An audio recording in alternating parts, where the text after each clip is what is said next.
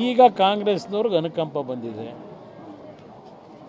ಈಗ ಬಂದಿದೆ ದೇವೇಗೌಡರ ಬಗ್ಗೆ ಯಾವ್ಯಾವ ಥರ ನಡೆಸ್ಕೊಂಡಿದ್ದಾರೆ. ಅವರ 70 ವರ್ಷದ ರಾಜಕೀಯ ಜೀವನದಲ್ಲಿ ದೇವೇಗೌಡರನ್ನ ಎಲ್ಲ ನಮಗೆ ಗೊತ್ತಿರ್ತಕ್ಕಂಥದ್ದು. ನಾನು ಅದರ ಬಗ್ಗೆ ಚರ್ಚೆ ಮಾಡಲಿಕ್ಕೆ ಹೋಗಲ್ಲ.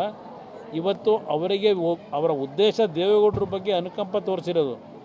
ಇವತ್ತು ಯಾವೊಂದು BJP JDS ಮೈತ್ರಿ ಇದೆ, ಈ ಮೈತ್ರಿ ಅವರಿಗೆ ಎಲ್ಲ ಒಂದು ಕಡೆ ಅಳಕಿದೆ. ಮುಂದಿನ ಚುನಾವಣೆ ಏನಾಗುತ್ತೆ ಅಂತಕ್ಕಂಥದ್ದು ಗೊತ್ತಿದೆ ಅವರಿಗೆ.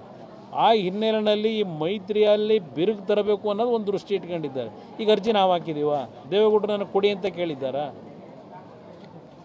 ಅದು ಯಾವುದೋ ನಮಗೆ ಸಂಬಂಧ ಇಲ್ಲದೆ ಇರೋದು. ಅವ್ರ ಪಕ್ಷದ 60 ಜನ ಶಾಸಕರಿದ್ದಾರೆ. ನಾವು ಕೊಡಿ ಅಂತ ಕೇಳಿದರೆ ಸಾರ್ವಜನಿಕವಾಗಿ ಯಾವ ರೀತಿ ದೇವೇಗೌಡರ ಬಗ್ಗೆ ಪ್ರತಿಕ್ರಿಯೆ ಬರ್ಬೋದು. ಇವತ್ತು ಕೆಲವರು ಚರ್ಚೆ ಮಾಡ್ಬೋದು, ಅಯ್ಯೋ ದೇವೇಗೌಡರು ಇದ್ದಿದ್ರೆ ಅಲ್ಲಿ ಧ್ವನಿ ಎತ್ತವರು ಅಂತೇಳಿ, ಅದು ಬೇರೆ ವಿಷಯ. ಅವರು ಅಧಿಕಾರದಲ್ಲಿ ಇರಲಿ ಇಲ್ಲದೆ ಹೋಗಲಿ, ಧ್ವನಿ ಎತ್ತಿರ್ತಕ್ಕಂಥದ್ದು ಹಲವಾರು ಉದಾಹರಣೆ ಕೊಡಬಲ್ಲೆ. ಇವತ್ತು ಒಂದು ಉದಾಹರಣೆ ಕೊಡ್ತೀನಿ ನಿಮಗೆ. 1989 ಎರಡು ಕಡೆ ದೇವೇಗೌಡರು ಸೋತರು. ಅವ್ರ ಪಕ್ಷಕ್ಕೆ ಬಂದಿದ್ದು ಕೇವಲ 2 ಸೀಟು. ಆ ಸಂದರ್ಭದಲ್ಲಿ ಅವತ್ತಿನ ಕಾಂಗ್ರೆಸ್ ಸರ್ಕಾರ ಇಲ್ಲಿ ತೆಗೆದುಕೊಂಡಂಥ ನಿರ್ಧಾರ, ನಮ್ಮ ಕಾವೇರಿ ಜಲಾನಯನದ ನೀರನ್ನು ನಾವು ಉಪಯೋಗ ಮಾಡ್ತಕ್ಕಂಥದ್ರಲ್ಲಿ ತಮಿಳುನಾಡಿಗೂ ನಮಗೂ ಏನೋ ಘರ್ಷಣೆ ಇತ್ತು.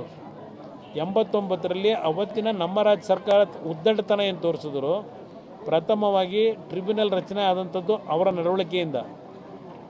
ಆಗ ಹಲವಾರು ರೀತಿಯಲ್ಲಿ ತಮಿಳುನಾಡಿನಲ್ಲಿ ಏನು ಒಂದು ಅವ್ರಿಗೆ ಬೇಕಾದಂಥ ರೀತಿಯಲ್ಲಿ ಒಂದು ನೀರನ್ನು ಬಳಕೆ ಮಾಡ್ಕೊಳ್ಳಿಕ್ಕೆ ಹೊರಟರು. ನಿಮಗೆ ಒಂದು ನೆನಪಿಸ್ತೀನಿ, ಇವತ್ತು 2 ಕಡೆ ಸೋತಂಥ ದೇವೇಗೌಡರು ಮತ್ತು 2 ಸೀಟ್ ಗೆದ್ದಂಥ ಪಕ್ಷ.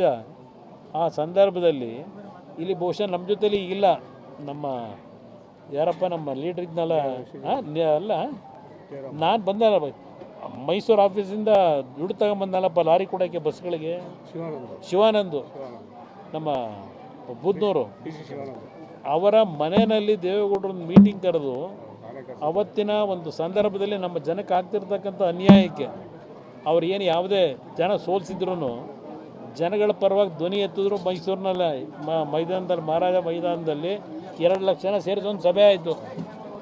ಅದು ದೇವೇಗೌಡರ ಬಂದಂಥ ಬದುಕು. ಅವರು ಅಧಿಕಾರಕ್ಕೋಸ್ಕರವಾಗಿ ಇನ್ನೊಬ್ಬರು ಮನೆ ಮುಂದೆ ಹೋದವರಲ್ಲ. ಪ್ರಧಾನಮಂತ್ರಿ ಅಂತ ಸ್ಥಾನನೇ 5 ವರ್ಷ ಉಳಿಸ್ಕೊಳ್ಳೋಕೆ ಅವಕಾಶ ಇದ್ದಿದ್ದನ್ನು ಸ್ವಾಭಿಮಾನಕ್ಕೆ ಧಕ್ಕೆ ಆದರೆ 1 ನಿಮಿಷ ಇಲ್ಲಿರಲ್ಲ ಅಂತ ಬಂದಂಥವ್ರು. ಈಗ ರಾಜ್ಯಸಭಾ ಸೀಟಿಂದ ಅವ್ರ ಶಕ್ತಿ ಅವರು ಹೋರಾಟ ಮಾಡಬೇಕಾ? ಅವ್ರಿಗೆ ಬೇಕಾಗಿರೋದು ಭಗವಂತ ಕೂಡ ಆರೋಗ್ಯ. ರಾಜ್ಯಸಭಾ ಕೇಳಲಿಲ್ಲ ಅಂತದ್ದು ನಾವು ಕೊಟ್ಟಿದ್ವಿ ಕಳೆದ ಬಾರಿ ಕಾಂಗ್ರೆಸ್ನಿಂದ. ಯಾರು ಕೊಟ್ಟಿದ್ರು? ಎಲ್ಲಿ ಕೊಟ್ಟಿದ್ರು? 1 ನಿಮಿಷ. ಕಾಂಗ್ರೆಸ್ಗೆ ಇನ್ನೊಂದು ಕ್ಯಾಂಡಿಡೇಟ್ ಆಗ ನಂಬರ್ ಎಲ್ಲಿತ್ತವತ್ತು? ಅವತ್ತಿನ ದಿನ ನಮ್ಮ ಸರ್ಕಾರ ಹೋಗಿತ್ತು, ದೇವೇಗೌಡರನ್ನು ಸೋಲಿಸಿದ್ರು 19ರಲ್ಲಿ ತುಮಕೂರಿನಲ್ಲಿ ನಿಲ್ಲಿಸಿ. ಆ ಸಂದರ್ಭದಲ್ಲಿ 4 ರಾಜ್ಯಸಭಾ ಸ್ಥಾನಕ್ಕೇನು ಚುನಾವಣೆ ಆಯಿತು. ಅವತ್ತು BJPನಲ್ಲೂ ಇನ್ನೊಂದು ಅಭ್ಯರ್ಥಿಗೆ ನಂಬರ್ ಇರಲಿಲ್ಲ, ಕಾಂಗ್ರೆಸ್ನಲ್ಲೂ ನಂಬರ್ ಇರಲಿಲ್ಲ. ಅಲ್ಲಿ ಇನ್ನೊಬ್ಬ ಅಭ್ಯರ್ಥಿ ನಿಲ್ಲ ಪ್ರಶ್ನೆನೇ ಇರಲಿಲ್ಲ. ಇದೇ ಯಡಿಯೂರಪ್ಪನವರು ಅವ್ರ ಮುಖ್ಯಮಂತ್ರಿ ಏನಾಗಿದ್ದರು, ನಾನು ಅಧಿಕಾರ ಹೇಳಿದ್ರು, ಅವರೇ ಫೋನ್ ಮಾಡಿ ನನಗೆ ಹೇಳಿದ್ರು, ನೋಡಿ ನಾವು ಅಭ್ಯರ್ಥಿ ಆಗ್ತಾ ಇಲ್ಲ BJPಯಿಂದ, ದೊಡ್ಡವ್ರಿಗೆ ಈ ಥರ ಏನಾಗಿದೆ ತುಮಕೂರಿನಲ್ಲಿ, ಅವ್ರು ರಾಜ್ಯಸಭಾದಲ್ಲಿ ಇದ್ದರೂ ಒಳ್ಳೆಯದು ಅಂತ ಹೇಳಿ ನಾವು ಅಭ್ಯರ್ಥಿ ಆಗ್ತಿಲ್ಲ, ನೀವು ಚುನಾವಣೆ ನಿಲ್ಲಿಸ್ಕೊಳ್ಳಿ ಅಂತಕ್ಕಂಥದ್ದನ್ನು ಅವರೂ ಹೇಳಿದ್ರು.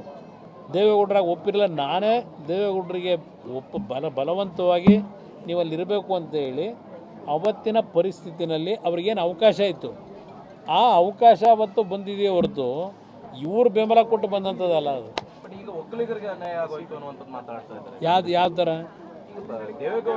ಅಯ್ಯೋ ರಾಮ, ಈಗ ಒಕ್ಕಲಿಗರು ಮುಖ್ಯಮಂತ್ರಿನ ಇದ್ದಾಗ ರಾಜ್ಯಸಭಾ ತಗೊಂಡು ಏನು ಮಾಡ್ತೀರಿ?